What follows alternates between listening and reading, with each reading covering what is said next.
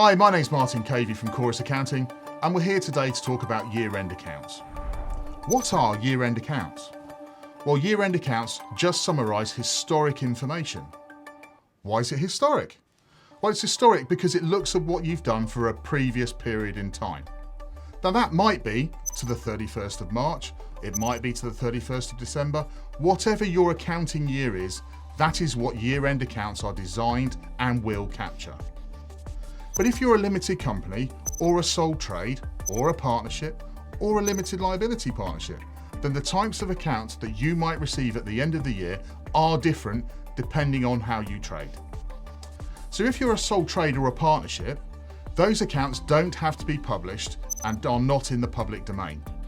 They simply form part of your personal tax return that is submitted to Her Majesty's Revenue and Customs by the 31st of January following the end of the tax year. That determines how much tax you're going to pay, and therefore that is the most important thing about those accounts.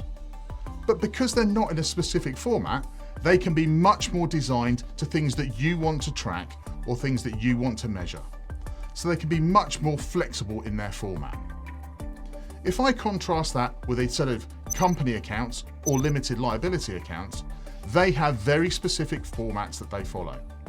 And in the case of both those entities, the accounts that they get are in two parts.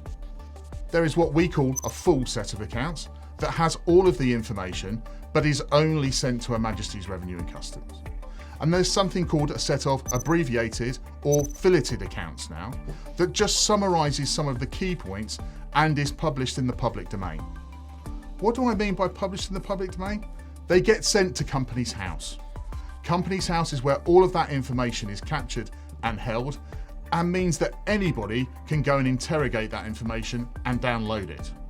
So if you don't want somebody to know what your capital is or what your balance sheet shows, then unfortunately if you're a company or a limited liability partnership, you won't be able to hide that. It's going to be there in the public domain.